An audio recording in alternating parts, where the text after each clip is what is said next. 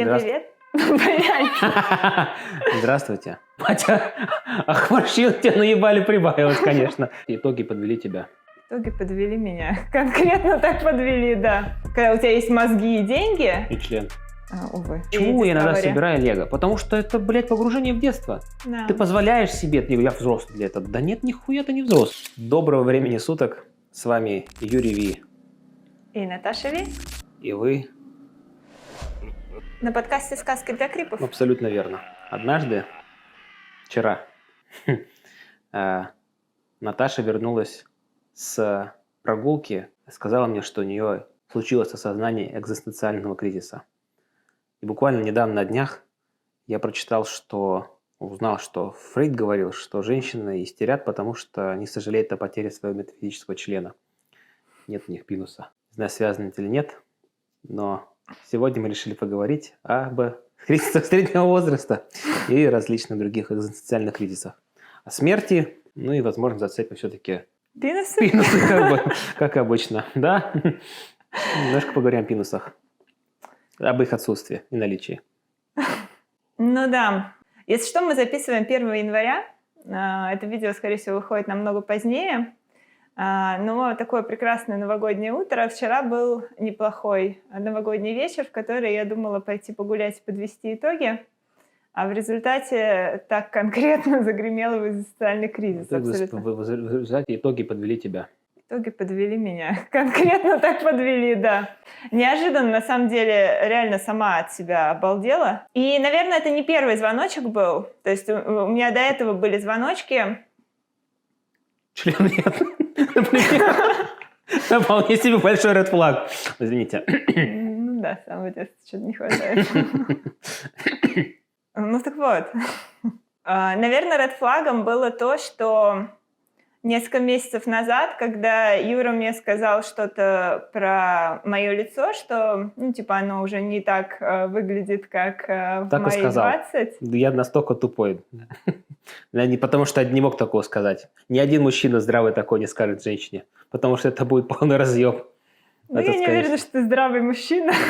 А что ты сказал? Я сказал, что... Почему-то первое, что на голову пришло, батя, ах, морщин тебя наебали прибавилось, конечно. Что тоже такого не говорил. Нет, я просто сказал, что если ты хочешь... Настало время последить за кожей, потому что потом будет поздно. Что-то такого я сказал. Но что-то более галантное. Типа там, не хочешь кремом попользоваться для увлажнения кожи, там, или еще что-нибудь, скраба, или еще какая-нибудь херня. Нет, что-то все-таки какая-то хуйня была, получается. Да? Да, я просто наебался. Было, мне кажется, одинаково ебано. Вот, но другое дело, что меня такие вещи вообще не задевали долгое время. Точнее, всю мою жизнь. Мне как-то, я чувствовала себя... Если честно, мне 30-ник стукнул, я еще вполне себя чувствовала ребенком. И вообще там, знаешь, я помню, в 25 лет первые такие были люди, наши сверстники, которые начинали говорить о старости, о каком-то там смысле жизни, о пересмотре чего-то. В основном о старости, если честно. Что уже четверть века там и все дела. Думаю, вот долбоёбы. Честно, вообще не понимала этого. Ноль. У меня было какое-то, действительно такое немножко пренебрежительное к этому отношение, что, конечно, херово. Была маленькая и глупая. Вот. Когда мне стукнул 30-ник, я немножко, наверное, начала догонять, почему люди страдают, от осознания старости. Но все равно у нас еще такой период в жизни тогда был. С одной стороны, у нас только что умер пес. И у меня был другой кризис, который мог меня разъебать. Об этом мы поговорим отдельно. А с другой стороны, мы как раз тогда знали, что мы переезжаем в Америку. На 90% мы были уверены, что мы переезжаем в Америку. И у меня было полное ощущение какой-то безумной эйфории. Вот я, наверное, на 100% поверила во фразу, что 30 — это новые 20, только когда у тебя есть мозги и деньги. И член. Увы. Извините.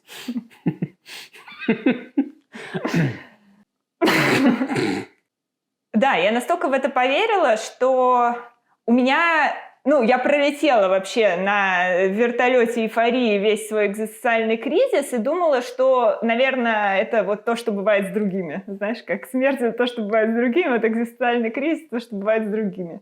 Думала, ну, наверное, люди, типа, не нашли себя. Ну, наверное, у людей там что-то плохо в жизни, наверное, есть какая-то неудовлетворенность. А у меня вообще была... Я обожаю эту жизнь, всем довольна, все классно, мы едем в Америку. Я Что? так про запоры думал. Не со мной. А с кем? Ну, как социальный кризис, не со мной. Как ты говорила, типа, я это не со поняла. мной. Я так про запоры думал. Ну, типа, что люди срать... Типа, люди, когда там рассказывают, что они срать нормально не могут, я думал, да это какая-то, типа, не со мной. Херня. Или как наша собака, когда я думал, что говно жрать человеческое не будет. О, да. Типа, ну, тоже думал, типа, это не моя собака, мне повезло. Ну, потом наша собака сожрала, одновременно обмазалась, как человеческое говне, нашла какую-то кучу жирочкой, и еще и поела. И вот поняли, что нет, все-таки нет, как обычная собака. Причем было довольно комично. Нам реально друзья в выходные, мы с ними встречались, ну, в смысле, несколько лет назад, и они нам рассказывали, что их собака жрет говно. И мы, я помню, потом вернулись домой и с Юрой реально обсуждали, господи, какая у меня собака. Тупая собака, как нам повезло, что у нас адекватная собака. Да. И прям через пару дней, да, вот он объедается говна, измазывается, и мы несем его, значит, в машину, чтобы всего обосранного везти домой. И тут к нам подходят ребята и просят их подвезти. Рандомные ребята. Да, рандомные ребята. Было очень неловко. Мы такие, ну, мы, конечно, можем, но у нас собака в говне. Они такие, да, нас устроит. Они не понимают, что происходит. Неважно, ты пролетела на вертолете эйфории. Да, я пролетела на вертолете эйфории, думала, что 30 это новые 20. И у меня вообще в тот момент мысли были, вот, мы сейчас едем в Америку, начинается новая жизнь, да я вообще там могу стать кем угодно, потому что в Литве был немножко кризис того, что там маленький рынок работы, если ты нашел хорошую работу, за нее держишься, потому что очень сложно найти что-то сравнимое. И довольно маленький выбор. А тут я думаю, господи, я вот, допустим, с детства мечтала стать астрофизиком. Да я вообще могу пойти учиться на PhD. Если захочу. Не уверена, что я захочу. Но если захочу, вообще могу всю свою жизнь напрочь поменять, что угодно делать и так далее. Так прошли мои 30. Мы переехали сюда, и на самом деле очень удачно то, что я рассказывала в истории про поиск первой работы, все сложилось прекрасно. Наверное, частично экзистенциальный кризис меня начал догонять с войной украинской, когда я активно просто общаюсь с большим количеством людей там, и, наверное, больше начинаешь задумываться и о смерти, и о смысле жизни, и о понятии того, что такое там чего-то добиться, потому что все свои, допустим, от 20 до 30 лет думала, что важна вот эта взрослость, ощущение взрослости и ощущение свободы. Потому что все свое детство я, если честно, я ненавидела быть ребенком. Я хотела повзрослеть как можно скорее.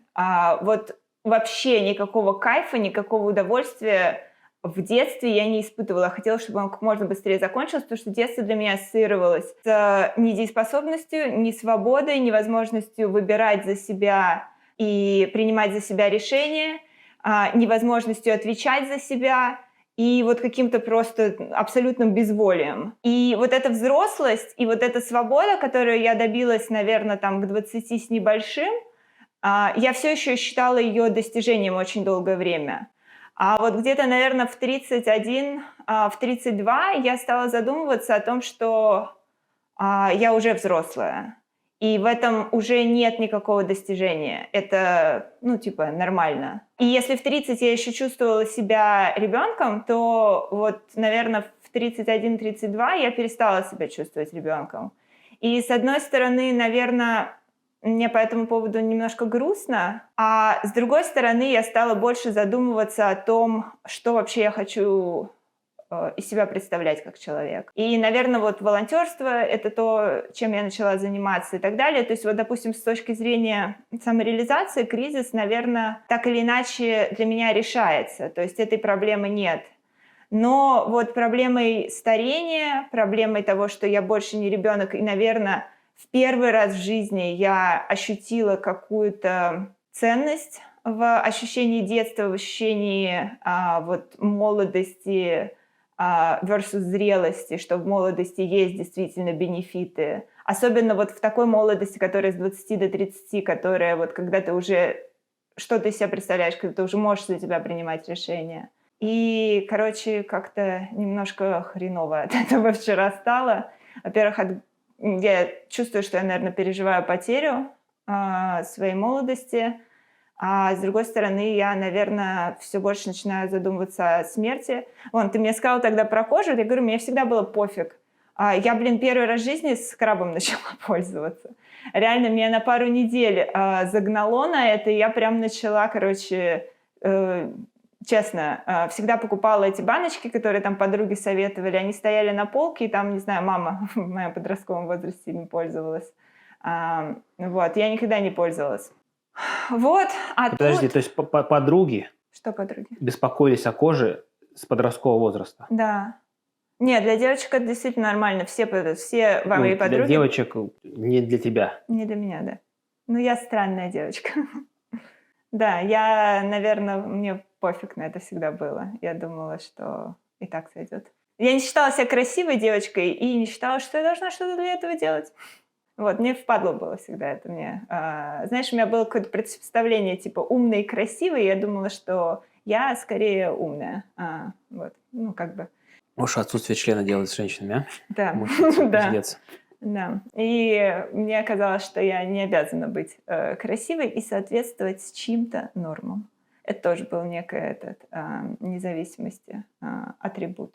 Вот, в общем, такая история. Я не знаю, что с этим делать. Если честно, пойду, психологу жаловаться на следующей неделе, реально. Там есть конверсионная терапия, я слышал. Там, по-моему, они из членов вагины делают. Я не уверен, что они из вагины член могут сделать. Не, ну вообще я смотрю, что тебе твой член мало помог с твоим социальным кризисом. Но она решила сразу с козырей. Скажи. Не, подожди, член не помогает с социальным кризисом, член помогает с истериками. Окей. Но у меня, кстати, не было вчера истерик. Нет, была. Была. Ну ладно, Была. Вот. А у тебя тоже были истерики? Да. Ну вот, не помогает. Ну. Да. Что я могу сказать? Надо с ним поговорить. С членом? Да. Выяснить, какого хуя. Что происходит. Что такой вопрос? Что я могу сказать по этому поводу? Да. Жаль тебя. Добро пожаловать в клуб. Бля. Ну да, бля. Ну расскажи. Ты же проходил через это. Или до сих пор проходишь, наверное. Да? Кто сказал, что заканчивал? Нет, у меня просто они разные витки, как сезоны. Сезоны сериала. Когда это началось? Кризисочек. Кризисочек, окей. Вот. Началось в 2019 году, наверное, когда мне было 30. Угу. Как удобно. Когда я хотел убиться примерно. Тогда, собственно, и начался кризис первый. Вот. Когда я осознал то, что это сложно сказать, это во мне что-то перещелкнуло или это какая-то просто культурная вещь. Когда люди 30, пора задуматься о том, взрослых, надо думать о том, как твоя жизнь и прочее. Либо просто так все сложилось. Мне кажется, оно... Ну, там просто, нет, там точно были обстоятельства. Там были и обстоятельства, и все вместе. Просто так совпало. Можно сказать, осознание смерти, осознание того, что твой организм уже не такой молодой, и он может malfunction, отказывать. Баги хардверные, софтверные. У тебя железо начинает сбоить. Начинает различные поведенческие баги случаться, которых раньше не было. А что за поведенческие баги? На прошлой неделе, к примеру, когда я подумал, что у меня случился микроинсульт. Нет, не поведенческое, это типа это организм. Это хардверный баг. Плюс, но потом случился поведенческий баг. Я же тебе говорю, что у меня переписался Найджел. Окей. Это из стендапа Слоса этого. Дэниел Слос, шотландский, наверное, стендап-комик. Он рассказывал про такую концепцию некого Найджела, архивариуса в башке, который отвечает за базу данных. Он там, не знаю, когда ты думаешь о вышивании, у тебя первая мысль для девочек, да? Или там, когда ты думаешь, что не знаю, ты не можешь выпить стакан водки залпом, когда тебе предлагают, ты слабак. Мгм. Вот. Хотя, например, ты уже не пьешь, ты бросил пить. И не считаю, что вышивание для девочек, потому что куча мужчин этим занимается для своих детей, потому что это прикольно просто. Но у Ну, то тебя есть некие внушенные тебе с детства концепты, которые ты архетипы, должен бы архетипы и уже... концепты, которые устарели, но ты их не переписал. И к нему ты приходишь за тем, чтобы переписать этот концепт. И вот у меня случился микроинсульт, как я подумал, я упоролся просто. И я играл на гитаре, и в момент игры на гитаре у меня левая часть на секунду отказала, перестала слушаться, что очень страшно на самом деле. А потом вернулась в обычное состояние, но я не понимаю, что происходит, подходил к зеркалу, смотрел, что у меня там странно, не странно, что это было вообще. Но я загнался, что у меня случился микроинсульт, и все, но все прошло через какое-то время. Ощущение все этого странности прошло. Подтрезвел я еще при этом. Довольно быстро начал отрезвляться. И что осталось, это что я стал вести себя как старпер какой-то ебаный. Типа, Наташа, ты что, блядь, себя как свой отец, например, ведешь? Ну, мой отец объективно пожилой человек, и можно назвать его старпером уже. Ему за 70. Да, это старпер уже. Вот. И ты что как свой отец ведешь? Я такой, я не хочу вести как свой отец. Я молодой еще, типа, я странно себя веду. Мне кажется, что я откатился в какую-то старую непереписанную версию себя. Точнее, даже переписанную версию себя. Мой Найджел просто решил, так, поступил сигнал, откатываем базу до 0.1.36 версии. Какого хуя? Вот, и такие вещи не случались. Соответственно, кризис, когда твой организм начинает выдавать... Ну, ты срать не можешь. И раскрываешь для себя знаменитые техники массажа мышц полового тазового дна. Дыхание, как правильно дыхать. Учишься правильно срать, в общем. Оказывается, ты срал неправильно. Клизму начинаешь делать и прочее. Хотя таких проблем не было. Раньше можно было сожрать 6 пачек чипсов кириешки, выпить 2 литра колы, съесть еще какое-нибудь мороженое и прекрасно себе посрать. Не чувствовать себя не отвратительно. Сейчас, если ты сделаешь, ты, скорее всего, во-первых, будешь весь день разъебанным, будешь думать о том, какой ты конченый, что он тебя нашел, что ты все это съел, думать о каком-то стрессовом периоде в своей жизни, при этом еще и мучиться потом будешь все это пытаться из себя исторгнуть 2 отверстий. Так что вот это вот. Плюс смерть, в принципе, я человек неверующий, и это означает, что у тебя автоматически проблемы.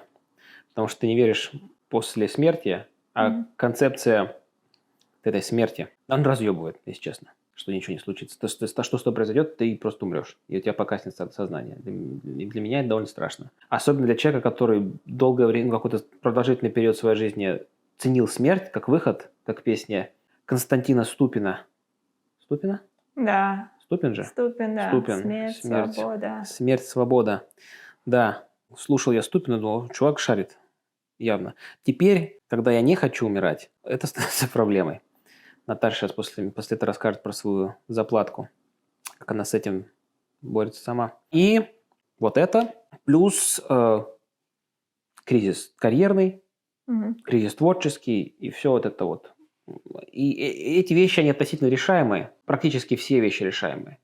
Просто в какой-то момент, когда ты их решаешь, ты находишь некое решение, оно не универсальное решение. Карьерные челленджи, творческие кризисы, там, что ты никогда не будешь таким же классным музыкантом, как Том Йорк из Radiohead или, не знаю, кто угодно, Put Your Name, и тебе приходится постоянно осаживать, что Том Йорк занимается творчеством не 1 десяток лет, а ты занимаешься 2-3 года, 3 года, то есть у вас, в принципе, есть огромное расстояние. Ты не можешь сравниваться с такими, ты можешь сравнивать с подобными себе. Но тогда мой перфекционистский мозг меня подталкивает ориентироваться на лучших, а не на своих компетиторов. С этим нужно себя постоянно осаживать. С карьерами тоже видео, интервью я рассказывал про свои карьерные челленджи, как с ними приходится бороться, так или иначе. Вот. Постоянно что-то находится.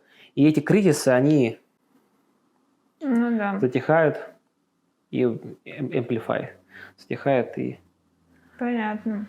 Слушай, а тоска по детству у тебя была? Тоска по детству. Ну, Наташа говорила, что одна из тех вещей, с которой она столкнулась с кризисом, это тоска по детству, конец детства. То, что она была подростком, и она ловила невероятное количество этих гормонов счастья, когда она метафорическими хуями всех обкладывала о том, что вы там мне говорили, что я маленькая тупая девочка, а теперь смотри, где я. Я такой людям говорю в лицо. Ну, не совсем так. Я скорее типа о том, что я считала себя намного более свободным человеком. Для меня свобода была большой ценностью, и я ее добивалась. Как бы я понимаю, что не для всех это ценность, но да, Мы как говорим бы, про, будучи... мы про метафорические хуи, которых у тебя нет, но которыми ты всех обкладывала. Ну да, я была такая, да. Типа то, что Наташа... Я, типа, могу хуями обложить человека в лицо, а Наташа ловила от этого кекис и кайфец про себя. И теперь она поняла, что эта возможность у нее отпала, потому что наступил конец детства.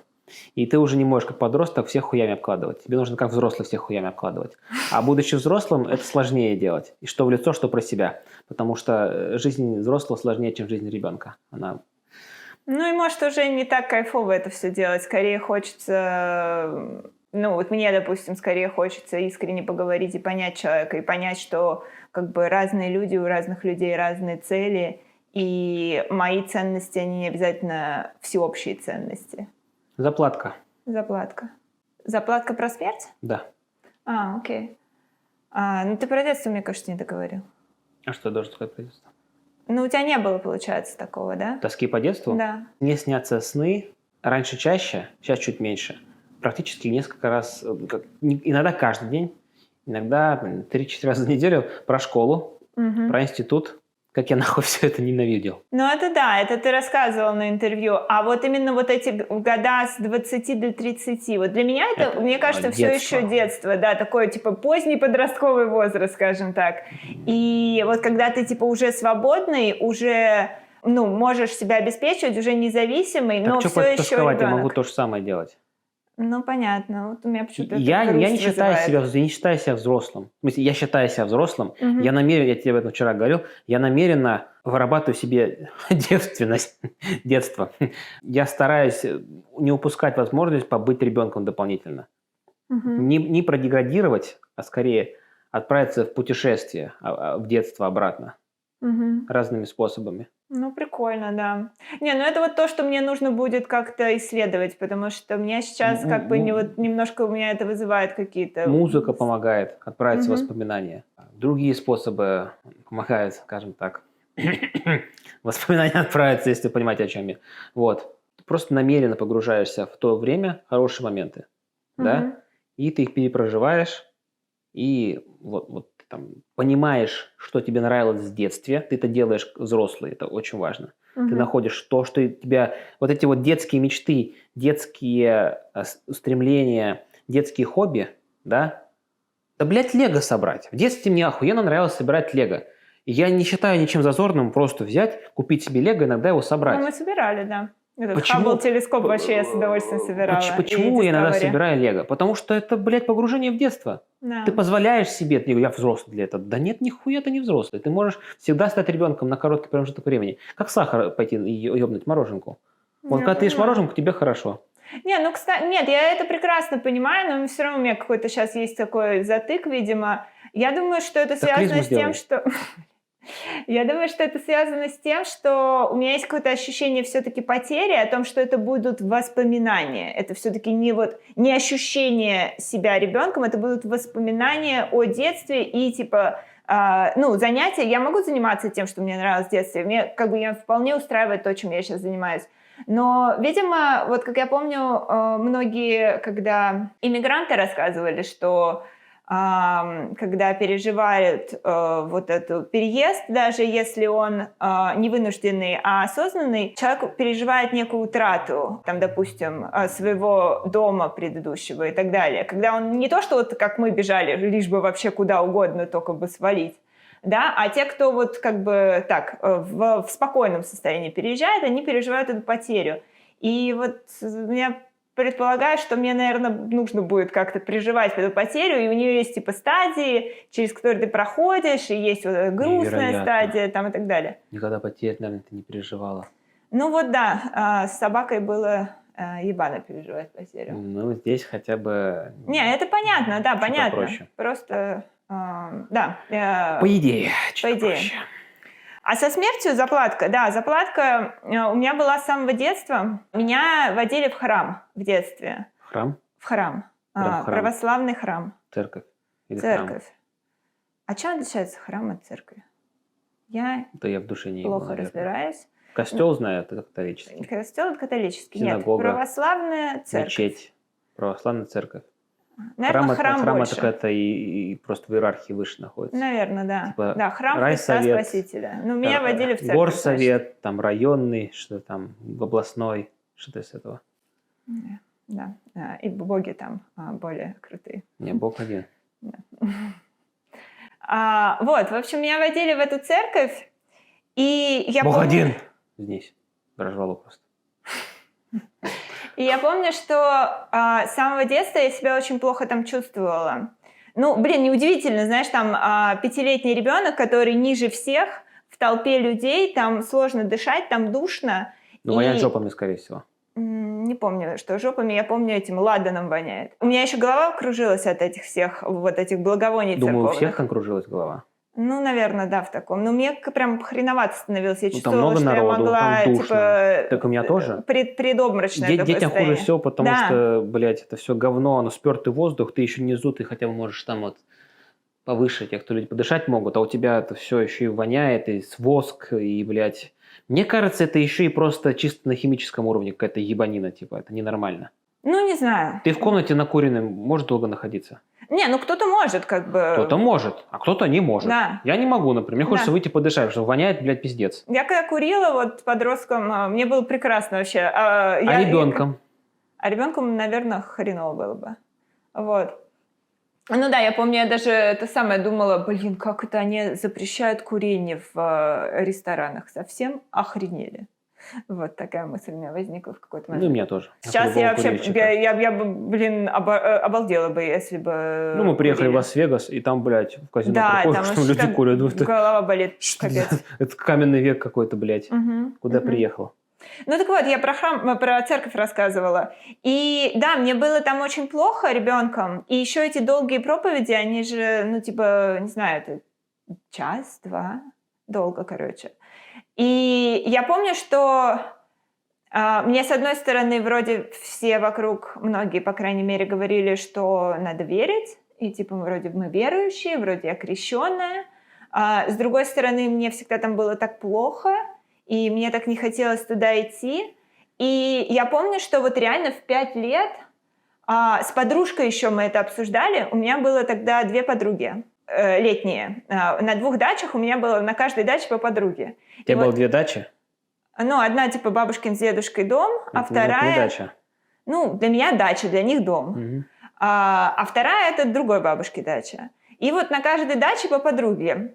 И одна подруга была верующая, а вторая подруга была атеистка.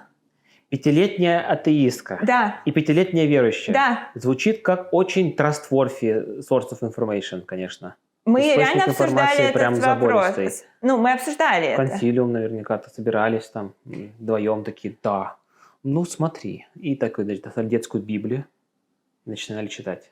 Нет, Библию мы не читали. Вы в 5 лет там читать еще не умели. Мы обсуждали, кто во что верит, и я помню, что просто в какой-то момент я поняла, что вот я металась, типа, верю я или нет, но в храме мне так хреново, и вот я подумала, что раз мне в храме хреново, значит я это... отродье сатаны. Звучит логично. Вот. Ну да, в общем, в какой-то момент я приняла для Порождение ада. себя... Я приняла для себя вывод, что я не верю в Бога. И в 5 лет... На полном серьезе человек говорит, что заплатка о смерти, а то, что в 5 лет мне было хреново в храме. Вот я вчера и сказал, звучит как хуевая заплатка. Ну дай мне рассказать-то хоть. Конечно, говорю. В смысле, блядь, конечно, рассказывай. Пока по Фрейду оговорочка. Да, это тот, который говорит, что у меня истерика, потому что нет члена. Да. И я для себя приняла тот факт, что, окей, я неверующая, мне не нравится религия, я не хочу верить в Бога, а это значит, что я не верю в жизнь после смерти. Звучит логично. Вот. И это значит, что когда я умру, мое сознание отключится. и не будет больше ничего для меня. Вот. И тогда я помню, что я действительно вот у детей на самом деле возникают иногда вот абсолютно рандомно вот эти мысли о смерти. И ну хорошо бы, наверное, чтобы с ребенком кто-то разговаривал в этот момент. Но я как-то это проживала сама вот вместе с двумя подругами, одна из которых верующая, вторая нет. Верующий 5-летний ребенок. Вот. Потрясающе. И, наверное, я пришла к тому, что окей, если после смерти не будет ничего, значит, мне будет никак.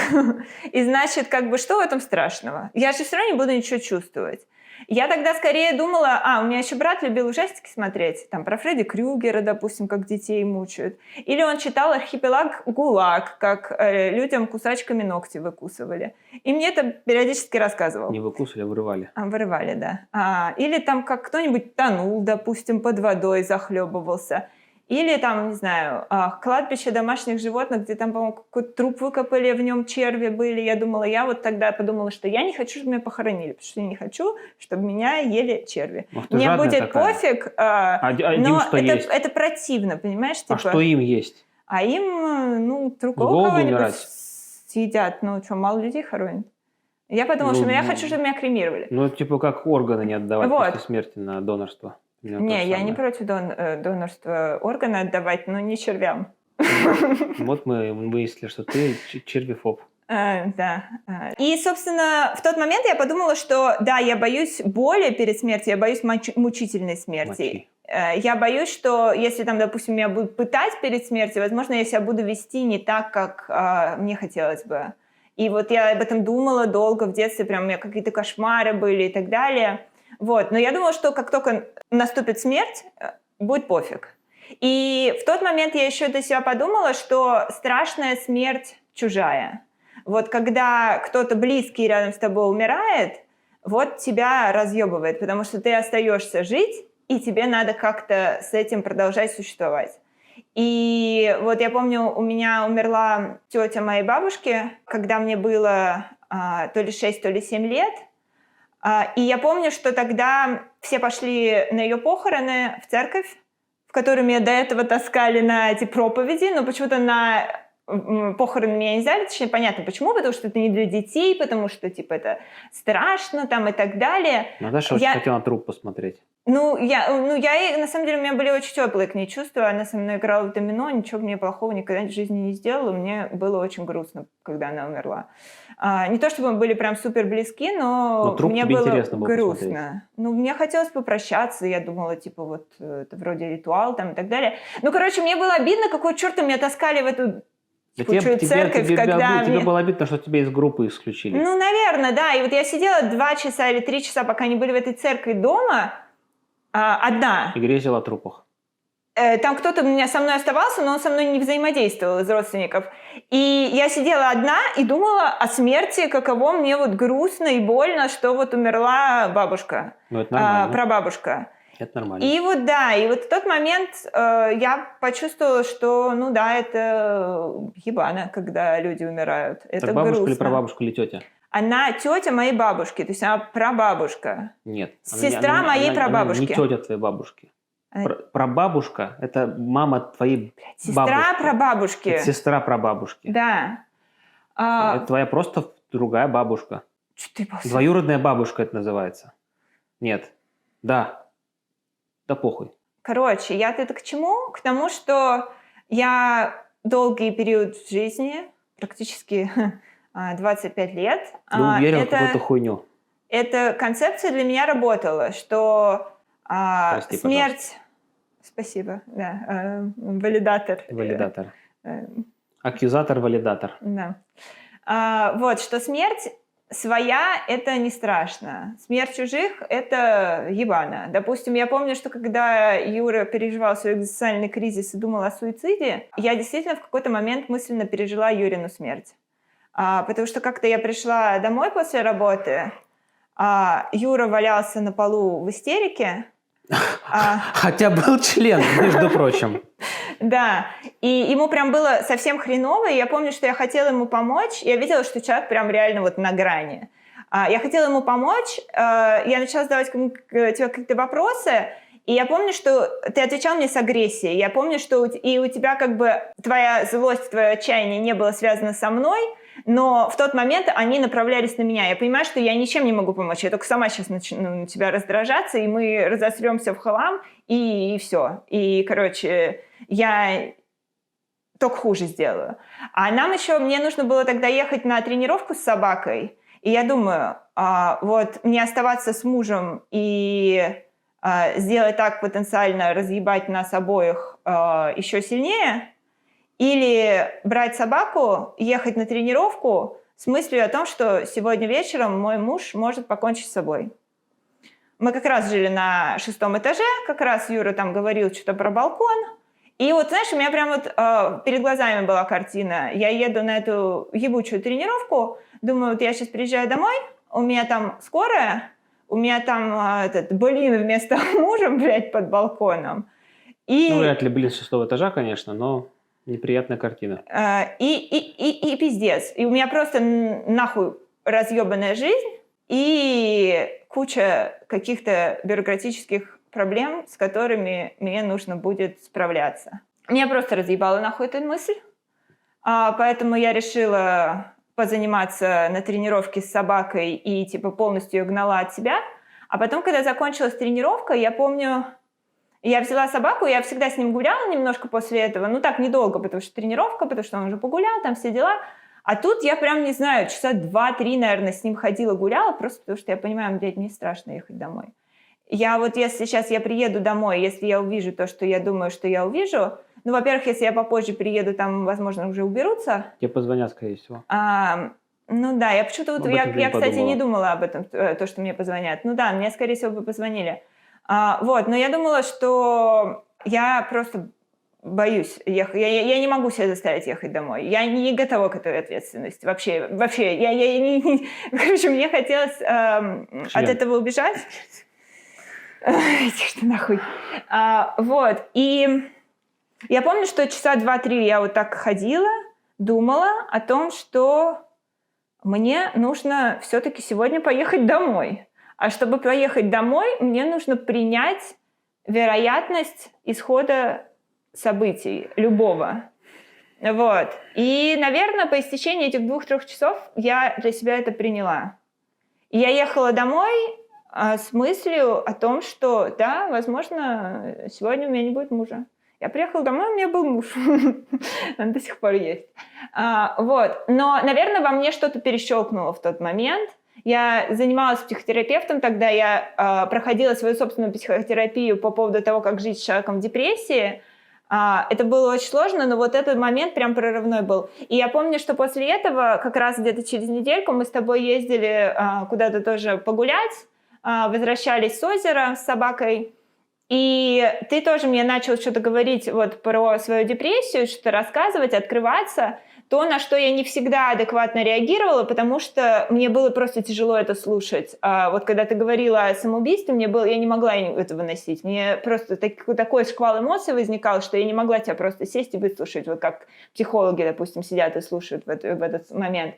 А в тот момент я поняла, что мне пришло вот такое вот, знаешь, как у Марша Лайнена, радикальное принятие вот этих вот обстоятельств, не зависящих от меня, что я могла тебя тогда выслушать и провалидировать. И я помню, ты мне тогда после этого разговора сказал, что ни хера себе, мне стало намного легче. И тебе значительно легче тоже после этого начало становиться. Я не знаю, связано, не связано, но вот так. Сказка для клипа, в общем. Так, заплатка, мы делаем выводы. Заплатка у Наташи слетела. Точнее, не так, это типа она была 5-летним ребенком, она такая, видит, что там подтекает, что-то подтекает. Она такая берет листок бумаги, смачненько на него харькает, въебывает от души, и оно как-то вот держалось какое-то время. Ну, она до сих пор так немножко придерживается. Ну, знаешь, ты мне вчера тоже сказала такую фразу, что говорит, что смерть не страшна, когда тебе незачем жить, когда тебе не нравится твоя жизнь. Хотя все равно страшна, насколько я понимаю из твоего опыта. Ну, если бы не страшна была, бы выпилился. У тебя есть все-таки death preventing. Ну да, инстинкт самосохранения, да, выживальческий инстинкт. У меня его, наверное, больше. Я вот вообще мне кажется, выживальщик по жизни. То есть я вот так очень хорошо подстраиваюсь под тяжелые обстоятельства. У меня, наоборот, эндорфины фигачат, вот как я рассказывала, когда мы в Америку переезжали, и меня прям пролетаю, как фанера. На анальной тяге, заплатка. На анальной тяге, да. Ты вчера мне сказала, что когда ты хочешь жить, когда тебе есть зачем жить, умирать страшно. Вот это вот отключение сознания страшно. И, да, страшно. Страшно. Ну, если ты неверующий. Да. Если ты не веришь в Да, если жизни. ты верующий тоже, знаешь, если тебе нравится то, что ты делаешь, если ты кайфуешь от этого, ну, знаешь, тебе тоже как бы, в игре, вот ты играешь, ты же не хочешь там, тебе нравится прогресс, да, тебе же не обязательно, если тебе нравится игра, ты не хочешь сразу узнать концовку, тебе поиграть хочется. Ну да. Ну вот. Ну и есть еще такие, можно об этом сколько угодно говорить, в рамках другого видео про смерть, в принципе, можно отдельно записать. Но там, в конце концов, люди могут хотеть смерти, при этом хотеть жить. У них просто обстоятельства такие. Например, они неизлечимо больны. И тебе больно существовать. Просто больно жить, и нет спасения. Да. У тебя болезнь. Какая-нибудь генетическая, которая проявилась 40 лет. Они неизлечимые. Нет, капец. Ты хотел жить, все заебись, а потом ты просто жить не хочешь, потому что пиздец. Хочешь эвтаназию. Да. Сам руки на себя наложить не хочешь, тебя убили. Потому что это невыносимо. Вот. Такие моменты тоже есть. Но если у тебя этого всего нет, таких пограничных форс-мажорных обстоятельств, то, в принципе, мысль о том, что у тебя отключается сознание, ничего не будет и конец всему, она повергает многих людей в ужас. Я пытаюсь с этим что-то сделать, но пока действенных мыслей, заплаток качественных, не просто а именно что-то нормального нету. Это, во-первых, один из таких важных кризисов, которым ты пока ничего не сделаешь. Я разговаривал с психотерапевтами разными, психиатром один раз поговорил, и все говорят, что по их взгляду можно понять, что все с этим просто мучаются. Вот. Есть экзистенциальные психотерапевты, экзистенциальная психотерапия, которую мне посоветовали. Я пока с ними не разговаривал. Но пока, кроме религии и какого-то радикального принятия, что это нормально, ну, типа, ты умрешь, ты ничего не значишь в масштабах Вселенной. Ты, можешь спрятать себе, ужать свое эго и понять, что через 1000 лет никто о тебе помнить не будет, неважно, насколько ты крутой был, unless ты, не знаю, машину времени какую-то. Ну, кого-то, не знаю, Эйнштейна, думаю, будут помнить многие, даже через 1000 лет, как мы помним Македонского. Но я больше чем уверен, сейчас, когда столько знаменитых людей, которые двигают прогресс вперед, там, да, мы уже не помним. Кто, блядь, помнит чувака, который Wi-Fi создал? Wi-Fi это, блядь, пиздец. Ну, кто-то помнит, мы не помним. Ну, кто-то помнит, но большинство людей не помнит. А он, блядь, просто... Это, конечно, не один человек, так или иначе. Да? Ну, это collaborative effort. Да? Цепочка как у открытий, ебучего, блядь, Гитлера, там целая дохуя народу, кто эту хуйню делал, правильно? И это злое entity. Понимаешь, да? То есть это... А эти люди важные, жизнь они, может, интересную прожили. Ну, про Гитлера не будем, но в смысле другие люди. Вот, они прожили интересную... Да, тоже, наверное, довольно интересную. Да, пошел он нахуй. Ну, так вот, к тому, что жизнь прожили. Ну, понимаешь, да? То есть, и при этом принятие того, что ты ничто, ты fraction of nothingness. Эти мысли о космосе, мысли о... Звездная пыль. Звездная пыль. Как там? We are the dust on a stained glass window trying to understand the cathedral. Да, это из Enter Shikari строчка. С песни. Вот, группа Enter Shikari. Звездная, мы пыль на витраже пытаемся осознать собор кафедральный. И при этом кафедральный собор это бесконечный. То есть, кафедральный собор, он здание. Это неправда. Нет конца и края этого кафедрального собора. Вот. Это помогает справиться. Все равно страшно. Но это как-то помогает. И это, я считаю, что этот кризис, он всю жизнь длится. Потому что ты можешь принять какие-то вещи, а потом тебе так плохо в конце жизни, так страшно умирать, что у тебя Найджел приходит такой, эй, чувак, на. Записку такой, все такое. Что? Боженька, пожалуйста, спаси. Блядь, Найджел, опять ты, сука! Понимаешь? Василий Петрович, что это за хуйня? Мы договаривались, блядь. Что ты мне суешь? Понимаешь? И такое тоже никто не застрахован от этого. Ну, да. Такой, ладно, чертягу говорил, давай там, отче наш, же еси на небеси, и вот это все, понимаешь? Никто этого не исключает. Потому что тебе может быть так страшно, так плохо, что ты уже, типа, что угодно готов поверить, чтобы все закончилось. И, типа, ты вроде как, типа, смирился. Понимаешь? Вот. Это один из кризисов. Сказки для крипов. Хотели 30 минут? Ну, блядь, придется вам все послушать, если хотите, конечно. Вот. Спасибо большое за внимание.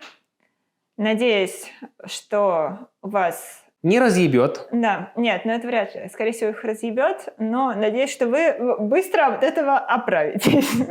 А если не оправитесь, пишите в комментариях. Да.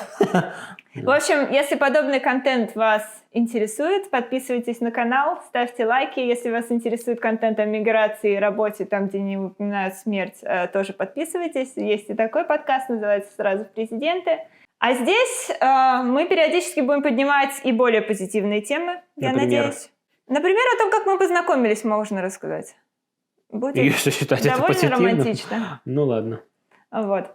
В общем, спасибо вам огромное. Пишите свои мысли в комментариях. Обязательно делитесь, если вы проходили экзистенциальные кризисы, как вы с этим справлялись или не справлялись. Будем очень рады пообщаться. Спасибо большое. Как я к проктологу сходил? Что? Он мне клизмы посоветовал. Это довольно позитивное видео. Хорошо. Не звучит так, но на самом деле довольно позитивно. Всем Пока-пока. спасибо. Пока-пока.